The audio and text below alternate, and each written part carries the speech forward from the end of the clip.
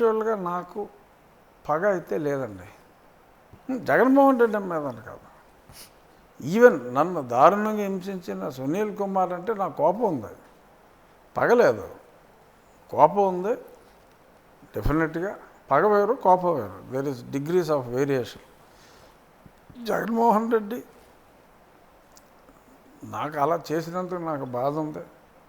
ఎందుకంటే అతనికి ఏదన్నా ఉంటే నన్ను పిలిచి మాట్లాడచ్చు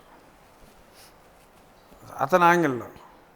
బట్ అది కాకుండా వేసుకెళ్ళి ఇంట్లోంచి తీసుకెళ్ళు, బాధేసేయి, వేసేసేయి, ఫినిష్ చేసేయి అని చెప్పి అలాగా చేయటం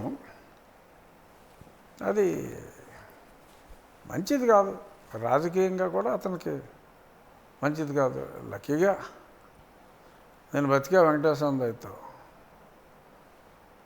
అప్పుడు చనిపోయామంటే పొలిటికల్గా కూడా అతనికి ఇబ్బందేగా.